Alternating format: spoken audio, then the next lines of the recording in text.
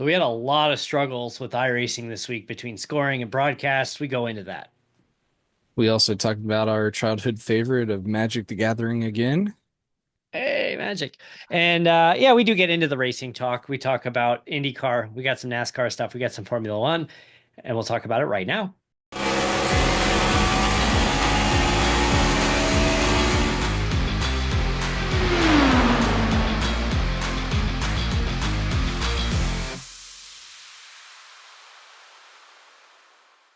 Welcome to an all new episode of FR Racing's Garage Talk. I'm DJ Flook. I'm Eric Richardson. Eric, did you get a new light? Because you're a lot brighter tonight. No, same light as always. Why does it look brighter? You got Somebody, I forget who it was. I think it was Eric Mattingly said that you've got like a Sith Lord vibe sitting there for the I webcam. did have my Darth Vader piggy bank just right up here, so So, you got the dark vibes. we are very late hitting the record button, so I'm not sure how long this is going to go. Um, so we record this on Wednesday night. We tried to disguise that at first, but it's the worst kept secret. We record this Wednesday night. We publish it Friday because I spent We Thursday in slip it. Yeah. every time. Well, yeah. I mean, it's like whatever. Now we don't care. So the race ended almost 2.5 hours ago from the point we hit record. And we have just finished reviewing the final results from the Wednesday night Dash Talladega race. And there's still some things to look at. And there's still some things to look at. I had to send a ticket to iRacing support. And so the argument that came out was that the scoring was messed up. We had a overtime finish, just one overtime. On the backstretch of the final lap, there was a bad push, kind of a drift down, tried to go three wide, didn't go well for a lot of people. And four or five drivers were penalized for not giving their spots back before crossing the finish line. There's the NASCAR There argument was of, the main big one, and then the front five that got cleared actually ended up a couple more yeah. collecting. There's a So, lot going on. so if you go off when the field locks, which I don't, that's not it. There's the wreck people don't, they don't count. I would have finished 17th, but because of the wrecks and the penalties, I end up walking away ninth right now. Hopefully it'll be official by the time this episode airs, but unofficially I am sitting in ninth place, and I haven't done stats yet because we spent all this time reviewing it.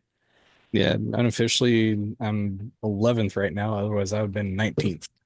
Yeah.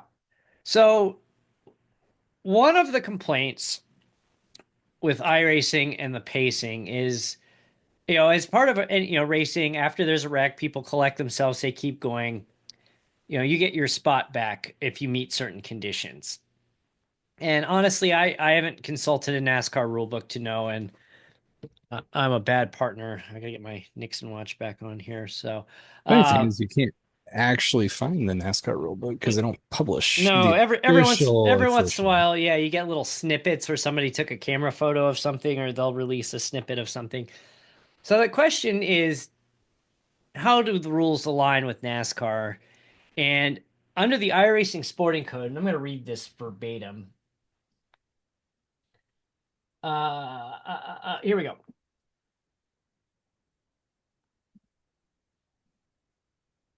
Under Rule 7.5.4.1, under yellow flag procedures oval. On oval tracks, a yellow flag will signal a full course caution. The pacing order will be frozen at the moment the full course caution begins. Okay. And that's where some of the arguments are. However, cars causing the caution or otherwise seen as, quote, out of control may, however, not be awarded a place in the pacing order until they are detected to be on course and under control.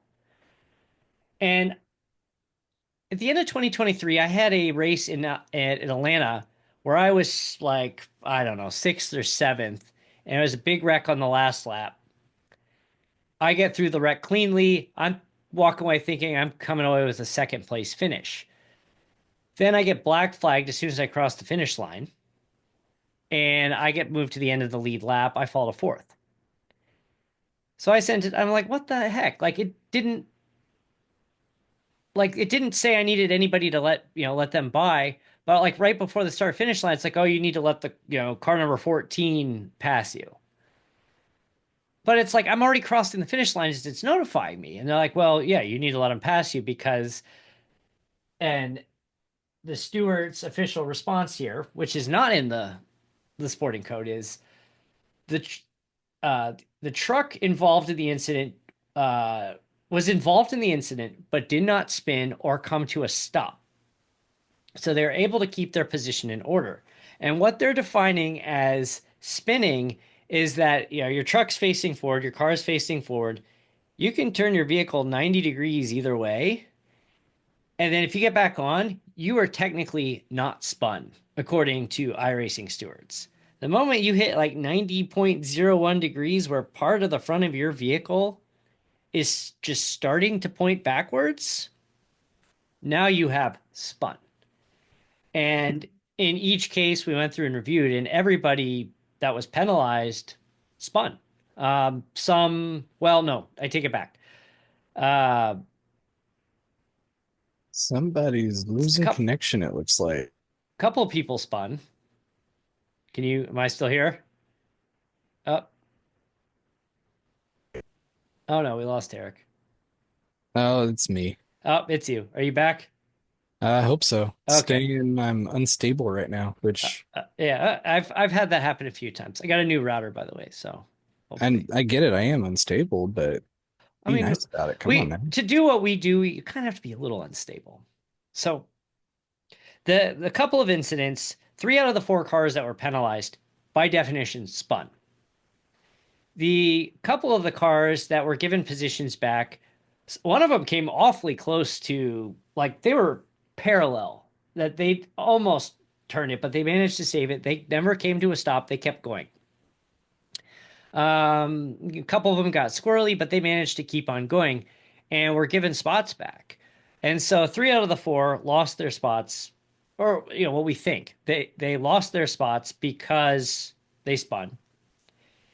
And they took their spots back thinking that, where I was running is where I should be because that's where the caution was frozen, but it wasn't. So a time penalty was given to the third.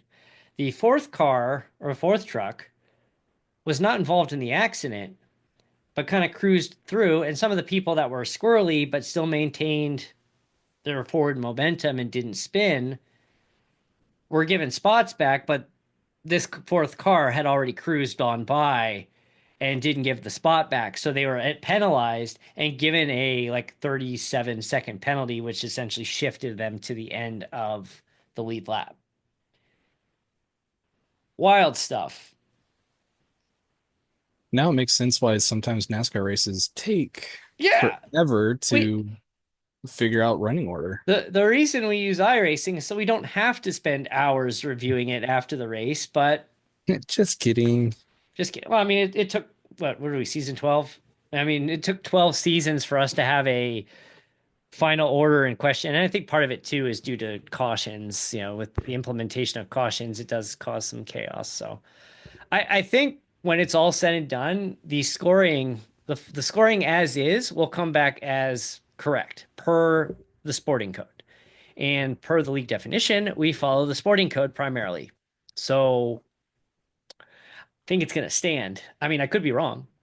Maybe there was a Let's scoring glitch there, but I think it's going to see what stand. happens. Yeah, I guess we'll see. Uh, but yeah, I posted a big long message in the Discord, and then I wrote TLDR, too long, didn't read, and posted a 2-sentence summary like you got penalized. Like iRacing can improve on the notification process because it's like if you have to have 3 cars, you let 3 cars by. It only notifies you of like the closest one to you.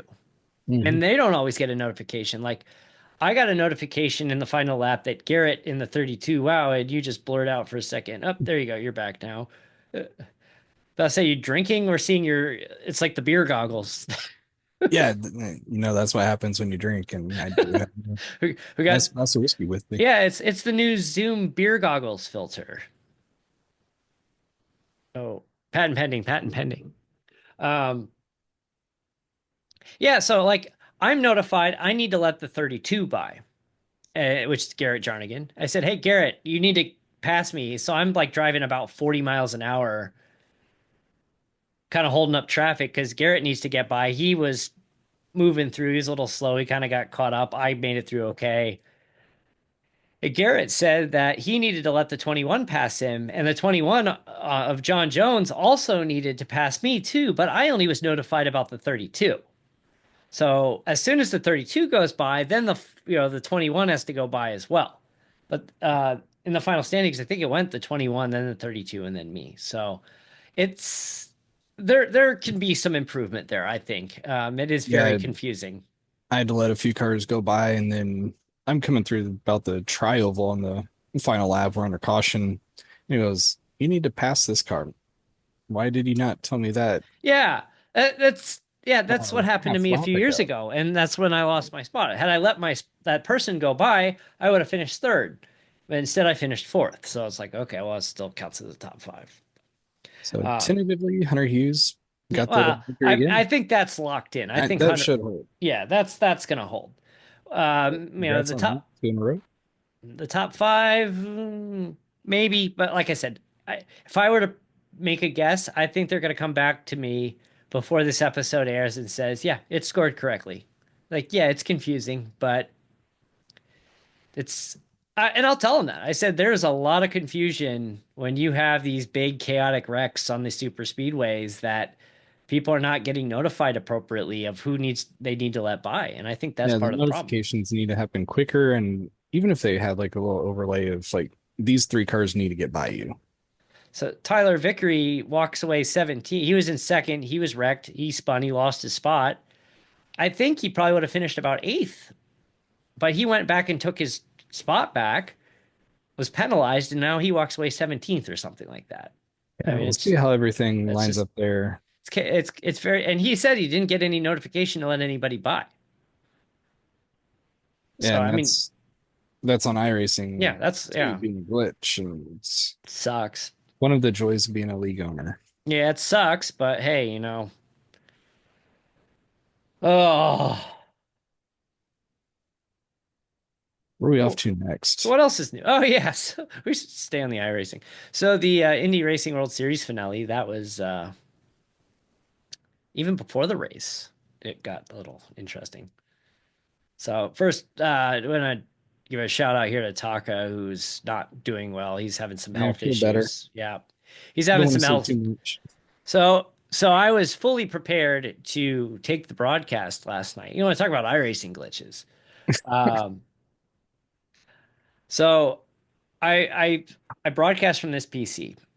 I go to set up the broadcast. I go to click join as a spectator, and it tries to join me as a racer. I'm like, I am 99.99% sure I pressed spectator, that I didn't press join session. And so I stop it because it's like telling me I'm joining the session. So I stop it, and then it won't let me join as a spectator. There's a ghost. Yeah, it showed that the account was in the session Yeah, but and I never got in. laps and It told me that I can't join as an observer. I'm not allowed to because I tried joining as a racer and canceled it. I'm like, I joined as a spectator. So I don't know. It's just, I couldn't get it to work. And I finally said, well, this I'm sucks. gonna drive. I said, I'm going to drive. And I ran over to the other side of the room. I fired up the computer. I got into the session at like 7:10, or 10:10, It and was like, right at qualifying time. yeah, I got in like 15 seconds after qualifying started. So I got in. I start sixth. I finished sixth. I'm like, all right. Highlight of my night was qualifying, starting on pole. It's kind of downhill from there after that. But Yeah, just wrong place, wrong time. had a team wreck that I was not invited to. I'm glad Yeah. I wasn't invited to that. Yeah, funny thing with that, I didn't realize how bad that one actually was while going through it. But I fly through the air, I flip, and I still drive it around to stay on that lap. So all right, so the funniest part about all of this is I what I did was I took the replay and I put a ticker with a lap counter on it, and the ticker doesn't even update on replays. It just put the final results, but it put the lap counter on there. And so I basically recorded this in Discord or not in Discord in OBS and just recorded the replay, chopped out like the pacing laps during the cautions, and then released an hour and 8 minute long video with no commentary on it, and just kind of chopped in the highlights. And there's a there's a little card. You click on it, it says Derek Booker and John Miles exchanged the lead repeatedly for between laps 36 and 48 or whatever it was. Click on that, takes you right there. So it was not ideal. It was a lot of work to put that together. Um, but we still got something published. We got Overall, it was a something. good race. Yeah, it was a good race. We got something published. We had a good finish. I got to race. So I mean, it would have been nice to, had it been live, but hey, if it would have been live, I wouldn't have been able to race. So it's Maybe the outcome would have been different. One less car out on track. Never know. yeah. I'm actually, let's see. I think I may have gotten back on Crash of the Week finally. Yeah, so Talladega is going to be the crash of the week. The Auto Club stuff will be the following week. I kind of assumed we would have crash of the week for Talladega, but then, some of those Auto Club ones are pretty wild with Yeah, Ian like driving on the Benz. and I was involved in both of the big crashes there. But hey, congratulations to Ian Miller. It's not been a good week for statistics and scoring, has it? No. The final standings were in question for a brief period. Do you want to tell about that? Yeah, it was super close. It was a 6 point gap. So being that close, I just want to make sure that all bonus points went properly. And at one point I did it and like, wait, I think Derek might have actually won. Yeah, you But then I texted me like, "Are you realized kidding?" I hadn't put the correct points in. This is when I do it in Excel too. I just put in the places that everybody finishes. So I had a 10 there. So I forgot to shift that over. I think it's what 20 points for Oops. 10th place. So then that made the adjustment. It's like, oh, it's correct. Yeah, you text me. I think Derek might have won. I'm like, how did that? How is that possible? It was the one spot I'd overlooked for points. So But I went through and did it all again. It's like, oh, wait, there's my mistake. So I confirmed it and double checked it. And Ian got on. He got on and goes, "Congratulations, Derek, on the championship," and then find out that nope. Ian didn't realize he had won until like a couple hours later when Derek posted that he fell a little short. Ian's like, "Wait, I won." yeah, yeah, social media, like, wait, I won this? Yeah, that's how he found out he won the series championship. So, congratulations to our teammate Ian Miller, brings home the title. So, yeah, it's been a rough week, and it's only Wednesday when we're recording this. So, Got funny story. something to go. Funny story. I was sitting at my desk here today working, and one of my kids walked up to me and grabs my Magic the Gathering cards that I have kind of stacked over here right now. And she's like, "Is this a game?" And I go, "Yeah." She's like, "How do you play?" I'm like, "Well, it's a little complicated." And she's like, "Can you teach me how to play?" I'm like, "Not yet. Maybe when A in a few few more years. years. Few more years we'll talk about it." But uh my parents actually your parent I your what your parents didn't care. But there was some hesitation in my household with this and demons and wizards, and they're like they finally like agreed to let me buy a starter deck, and it was a Mirage set. And the first thing that happens, and I know my mom's not gonna listen to this because I will get a angry text message if she would, and I wouldn't say it otherwise. But she took the Mirage set and started looking through the cards for things that could be like satanic or demons or something like that. And it's like cadaver, no. And she's like taking cards out of this deck. I'm like, no, give that back. But eventually they kind of lightened up and Yeah, it's a game. yeah, they're like, it's a game. We still need to like do some online magic. We do. So the PC version and then the phone and tablet are the same, by the way. So in theory, like if you have it on your phone, I could play you on the phone or on my tablet or on the PC. It's cross. Maybe easier on a computer. Yeah, it's actually pretty good on a tablet too. I mean, if you want to stream it, yeah, you need the PC, but like you could play on the computer, I could play on my tablet, and it'd be like we're 12 years old again. Yeah, we'll have to do that. Add another piece to FR Racing. At Uh, least sit down and play cards. It, it's eventually going to be, yeah, it's almost like we're gonna have to like branch this off and just it's like FR Esports subdivision FR Racing or like FR Esports and gaming or something. But yeah, I've been kind of itching to play. I've been looking through some of my older cards here in my rebuilt collection, and I'm like, man, I should start constructing decks. I have several in this behind me. I do have a commander deck now, so I can play commander too, which I've never played that before. It's always been It's the fun. traditional 20 life. I think I have two that are ready to play, and the third one that's more or less ready. What was your favorite color? I don't think you've ever said what your color preference. Mm, kind of depended on what the rotation was at the time.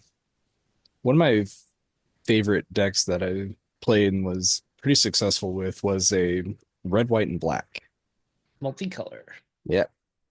It played the complete opposite of how I built it and then found out it was pretty mean.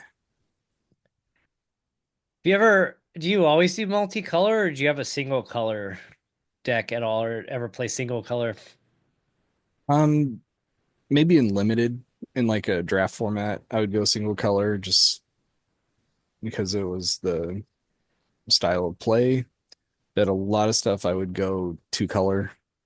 At least at the time that I was playing, it made sense to be able to get around certain decks, or Yep. there's a lot of synergy between the different colors that you wanted to play Green too. and white, red and blue. Yeah. Yeah, I always like the forest decks. Or I guess it'd be red and black, not red and blue. Yeah, Red and black can play well. yeah, red and black and red and green play pretty well together.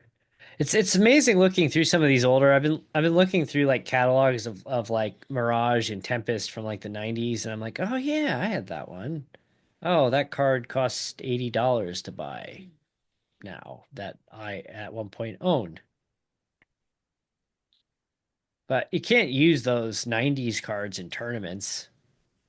You can, if you're in the like Masters, Legacy, Yeah. Commander, you can use them unless they're on the banned list. Yeah. Yeah, they've I've there is a I was looking at the banned list and then there's like more or less they published some of the cards from like 1993, 1994 that are banned strictly because they're kind of racist. And it's like, yeah, I could. And then they list out the card names. I'm like, yeah, that's pretty racist. But like they have been moved to the ban list. Like, good choice.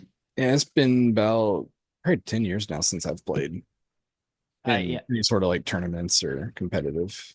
I have I haven't played actual card format in a really, really long time.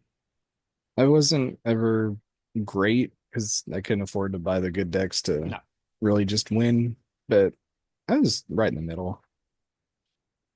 no, I mean we had some pretty epic games that we played. We do like 100 life or whatever, and it'd be like 2 in the morning and we're playing 100 life Yeah, we magic. should set something up and It's it's like throwback to the 90s, just like old times. Yeah, I need to. I actually was looking at Twitch to see what some people do, And my producer just stormed out. Edits. I'm not editing that out. I don't care. Um, what was it talking about?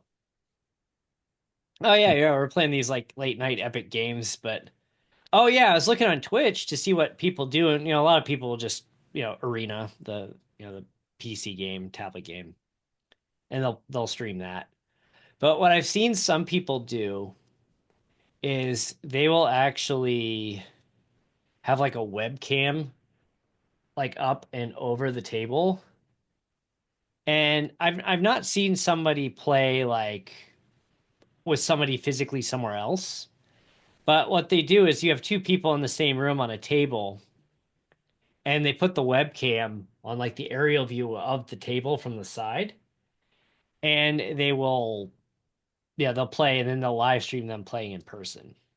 I think we'd almost, if we set the camera up looking down at the desk, I think we do it right here. Just keep cards in hand out of view.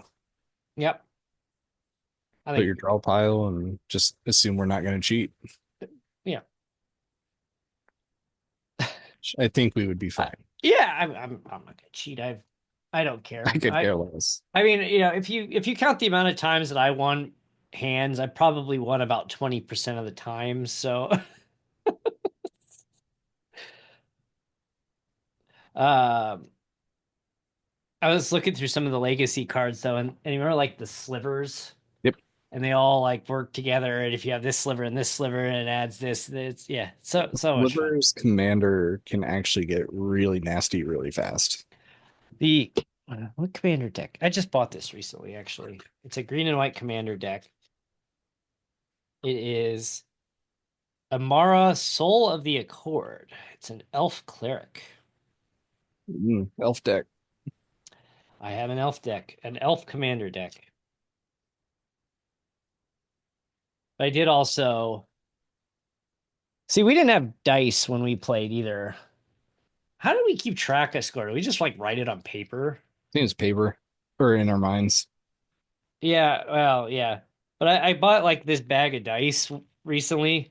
So you got like the counters, you got the 1/1 counters all the way up to a 6/6 counter that you can put on the cards, and it's like, oh, it adds trample or haste or first strike. And then there's the 20-sided dice that you start on 20 and you just turn it as you go. Keep track of your life.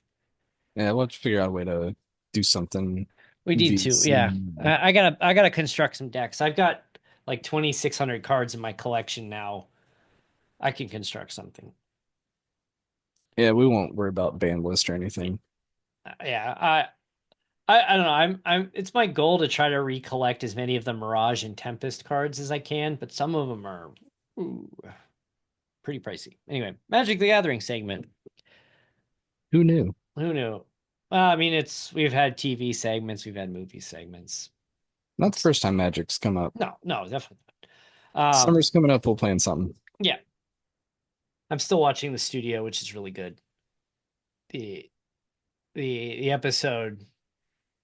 It's just there's so much awkwardness. I haven't watched this week's episode yet, but there's just so much awkwardness in it, and it's just like trying to keep everybody happy without stepping on everybody's toes, and it's really really funny. That's probably one of my favorite news shows that I've watched in a long time. And there's very few shows. I mean, even when The Office was on, I don't think I really watched The Office regularly until about 2/3 of the way through. I've And then watched more of The Office since it's been off yeah, the air than when it was on. it's very common that I will go into my room at night and turn on E or Comedy Central when they're just showing Office reruns. And I've seen every episode at least 5 or 6 times now, minimum. Some more than that. When I can, I'm usually watching Family Guy and South Park. The There was the episode where they did the beach games that was on the other night, and Dwight tells very poorly the aristocrats joke. And don't look it up. It's basically there was a whole documentary that was made about the aristocrats, and it's basically the premise of the joke is that this family comes in and you have to like everybody has their own twist to it. And some people will drag this joke out for like 10 minutes, and you have to say like the most horrible, awful things that you can come to your mind uh, of like this family being judged by a talent scout. And um, and then after it's done, the talent scouts, what do you call yourself? And the joke is the aristocrats because it's high class but everything you just described over the last 10 minutes was not high class. And Gilbert Gottfried is probably the most legendary version of it that he told during the roast of Hugh Hefner. He uh he made it the roast of Hugh Hefner was like the first event after 9/11. And this is like a week after the fact. And they're doing this at the Friars Club in New York. And Gilbert comes on stage and tells a 9/11 joke like a week after it. And just, it did not go over well, as you might imagine, and lost the audience. And then all of a sudden he just tells the aristocrats joke and goes on for like 10 minutes straight. I mean, it's cut for TV, but he just goes on and on and on. And like, it's in the documentary. It's like I don't know how somebody could lose an audience like that, but then gain him back. And Very it's few people could do that. no, no, he was a very gifted, gifted comedian. But anyway, the aristocrats. That was not on my bingo card for tonight. We should do that. Come up with the most random things and just start handing out bingo cards to our listeners. I told one of my friends, I said that if I didn't have like a professional reputation, I would go to an open mic night and just tell an aristocrats joke and then walk off the stage. But like the last thing I need is somebody filming that and posting it and then getting fired from my job for telling the aristocrats joke at an open mic. No, what if we did that? Come up with a bingo card, just completely random stuff on it.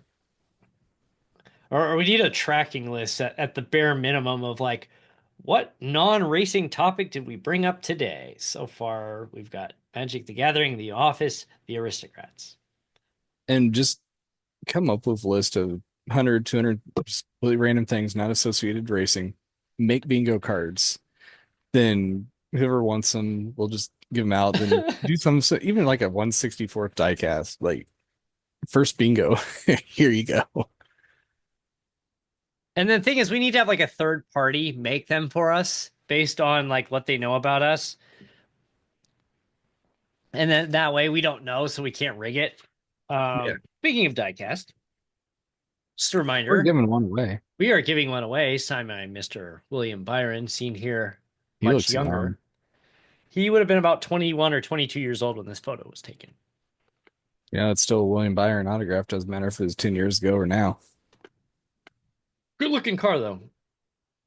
I Action recent. almost picked it up myself. You almost did, but instead I'm holding it, and Eric's loss is your gain. So go to Yep. frracingonline.com/contest, fill out the form, go through the prompts, get some bonus entries, and get this out of my house.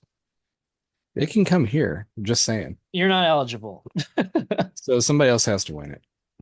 I mean, at least this year, I don't have my wife actively saying, please get your NASCAR out of my, like, actual NASCAR out of my house. At least if you see the alter ego, you would know, like, come on, Eric, stop it. But I mean, for like 2 months, 2.5 months last year, I had the Tyler Reddick fender sitting like just up against that wall. And it just every time, my wife, she like we have back-to-back desks. I have an angle desk here. She sits over here when she works. And like every time she walk in the room, she just shake her head, like, can we get rid of that? I'm like, the contest isn't over yet. I will get rid of it as soon as it. So, John Miles, I hope you're enjoying your fender. He was the Once winner I last actually get year. a house, I want something like that. I want a bumper though. I want a bumper too. Put some lights behind it. I kind of want Mhm. Joey Gase's bumper that he threw at Dawson Cram. What was that, Bristol last year? That's probably in the museum. Yeah, it's probably the NASCAR Hall of Fame. I'm surprised he didn't cut his hand on that. I mean, that's a pretty sharp. I mean, I had to kind of smooth it out a little bit because there were some sharp edges on that thing. And he just went bare hands, no gloves, and just ripped it right off and just It was a good throw too. Got it right across the windshield. Not quite as epic as Josh Williams stopping on the start No, finish line, but no, I don't it's think up any. there. I mean, the helmet toss is a classic, but it happened a lot. I mean, granted, half of them were Tony Stewart, Helmet but toss and the heel shields. Those are the two main things. helmet toss, willpower, giving somebody the finger, It it's. happens at least once a year, right? I still like they use willpower giving Alec the finger in the Alex Pillow commercial, but they like chop it off at like his wrists, or he's like, yeah. IndyCar went. Speaking of that, transition right back into topic. I went to Barber. Barber. I didn't watch a lot of it. I Uh, all you need to know, Alex Palou was on pole. Yeah. Game over. I mean, he's such a good driver. It's I ask you a question. Does he have that good a car, or is he just pulling a max and just getting so much more out of the car compared to everybody else? probably a little of both Does he go Formula One next year? with a decent ride. I mean, I wouldn't. I Granted, like wouldn't a lot of leave to people, jump into a kick. yeah, yeah, you jump into one of Kick or Alpine or somebody, one of these back marker cars. We'll Granted, come back to Alpine. yeah, well, there's little news in the world of Alpine. Man, Alex Palou, 4 races into a season, first, second, first. Coming up to another road course this But weekend. the question is, he has still never won on an oval. Can he snap that this year? And I don't think he will. There's not too many ovals really No, to go after. no, you've got Milwaukee, you've got Iowa, you've got Indy, you've got Nashville.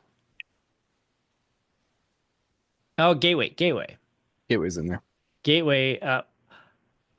Gateway is a interesting track because it seems like David Malukas always does extremely well at Gateway, and it's like, is he going to break through and win at Gateway? That'd Because be cool to see. I kind of feel like if he does break through and win a race, it will be at Gateway. Be great for AJ Foyt. Yeah, they need a win. How about Dale Coyne finally getting a top five? Yeah, good for him. Renus VK. I'm glad he got a I mean, ride. Renus VK is a really good driver. Coming up to Indy Road Course this weekend. It is May, so that Yeah, means we're getting close. yeah. Next week, my TV will be on a lot between the YouTube streams and Fox covering the practices. Yep. And it's nice. All practices are being covered. It'll be fun when Fast Friday hits.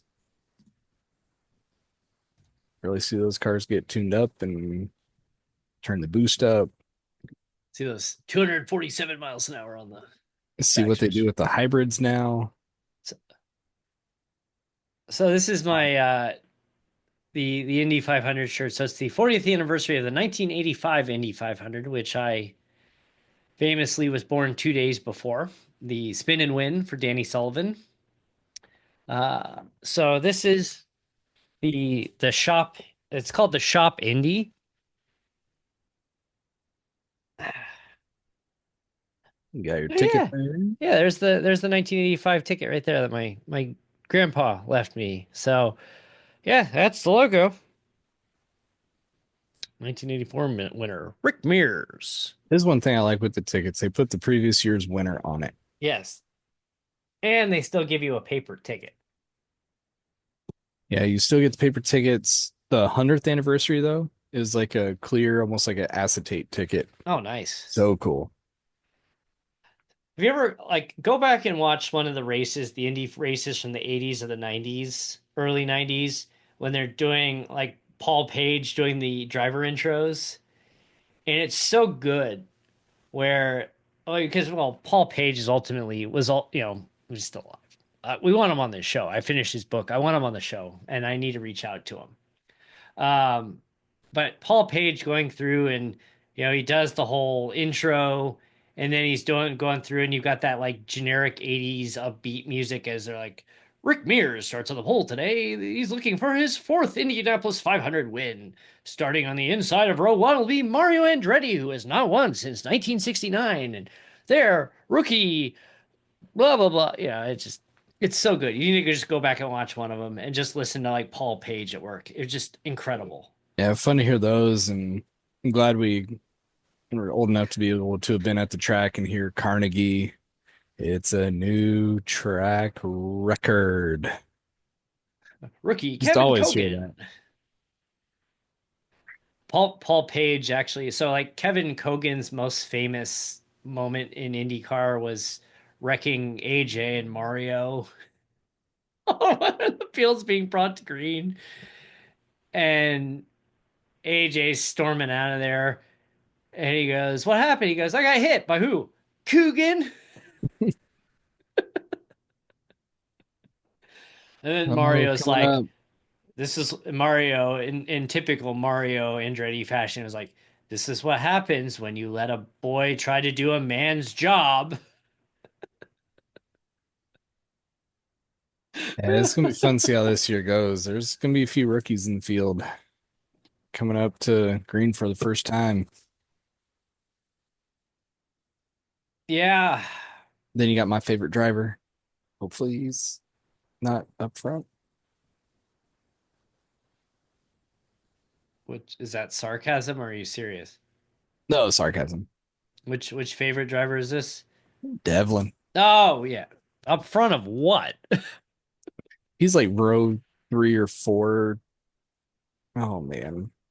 At He's not least I'm gonna get sitting in the chute. He's not gonna get that high. He's lucky if he's gonna end up on bump day. Yeah, it'll be bump day row 11 because that tends to be what Ray Hall Letterman does. Oh, they didn't have Ray any Hall issues Letterman, last year. Lanigan. Yeah, they were better last year. They were much better last year. 2 years ago, man.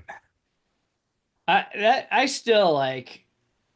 I have never felt worse for anybody in like pro sports than watching Graham Rahal just have this camera shoved in his face after he finds out he's not going to be in the 500 because he got bumped out at the very last second by Well, who you was it? get Jack bumped. Harvey? Yeah, Harvey. You get bumped by a teammate who just did his 4 lap run, gets right back in line, and goes out again and does it. Like that just doesn't happen either. It's just like come up and let's punch this guy in the stomach and then ask him how he's feeling. And gave like one of the classiest interviews you'll ever see. And yeah, and and then ended up running the race, but then had a bunch of problems and Yeah, it started before it even started. Had what engine issues, started a couple laps down. he couldn't get his car fired. They had to replace a battery, I think, if I remember right. But anyway, we got to wrap this here soon. This get pretty late here. Texas. I you watched the Texas race late, Yeah, I and watched it late. I didn't Bump I didn't won want the to ruin it race. for you because I wanted to hear the disappointment when you found out who won.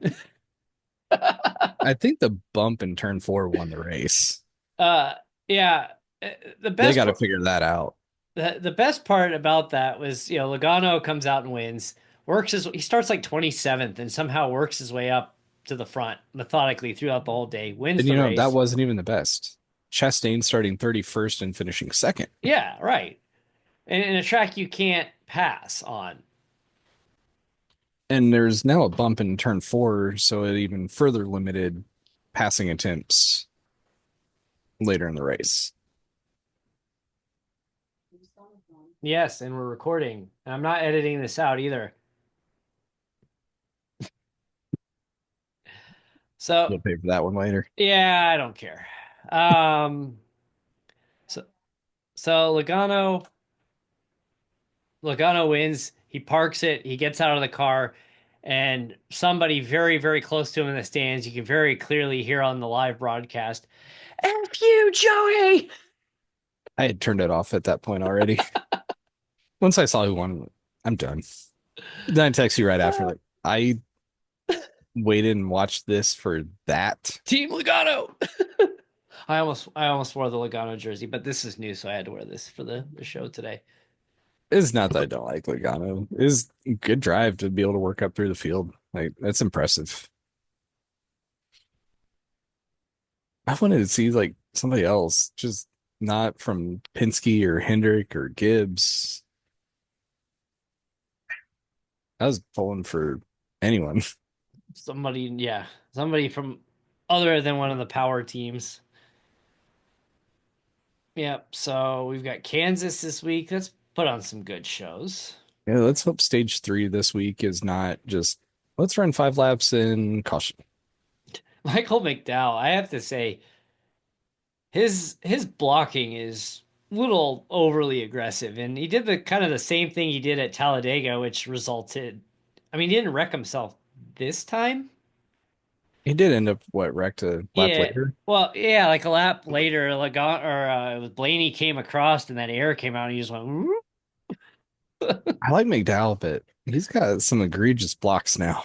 That's two that are like, He's just like dude, it's just like on ice skates, like just sliding around the track there, and it's just oh God, man. no, you want man.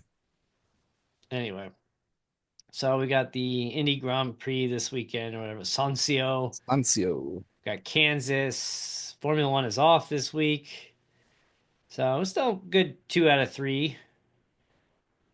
Hey, congratulations. So Heather Hadley, our good friend, went to Barber and ran the MX5 Cup, finished 13th and 15th. The 15th place, she started 10th, but had to slow to avoid a wreck early in the race and lost a few spots. But it's good to see some good. She was having a lot of bad luck early on, so it's good to see working her way back into the top 10. And Formula One, Oscar Piastri wins, just kind of drove away from everyone. It wasn't a race. It wasn't. Yeah. No, it was Uh, another parade. Oscar, I do like Oscar being asked if he'd run the Indy 500. I do like his response. Even Lando Norris was like, no, they're crazy. The Formula One fanboys, you driving left, ooh, fast driving left, and then you hear like Oscar, like these guys are crazy, like with the speeds and the wall, and no, like I'm not doing that. Daniel Ricciardo's made the same kind of comments. Max Verstappen's made the same kind of comments. Like, come on, fanboys, just It show some it respect. takes something to race at Indy. Yeah. That's wild. I think the biggest question right now for Formula One is these like turn one, lap ones, forcing cars off. 'Cause it looked like in the sprint race, Antonelli got forced off, Yep. but there was nothing. Then Don't on the worry, Grand little, Prix, same thing happens and it was fine. and then Toto, don't worry, little race irrelevant or whatever his line was. That was pretty funny. I wish the one thing I wish they would just do, Get rid of the like, sprints. oh, besides that, at least for the racing, NASCAR, IndyCar, hey, there's a car alongside you. Figure out how to get through the corner. It's no one's corner. Figure it out. It's a race. Formula One. Oh, I was slightly ahead. It's my corner, so you have to And back out. and I printed off a picture showing that I was ahead, even though it didn't actually show You know that. what? You're side by side somebody. You stay on track Just like, and don't hit them. all right. Well, we got a wrap here. It's been a long night, and I haven't even done stats yet. I don't think I'm even gonna do them tonight because, Might as well wait until we get clearance. yep, I'm gonna post a notice in social media and say we'll get to it when we get to it. So, all right. frracingonline.com/contest. Enter to win that William Byron diecast and enjoy the racing this weekend. Yeah, thanks for tuning in. Take care.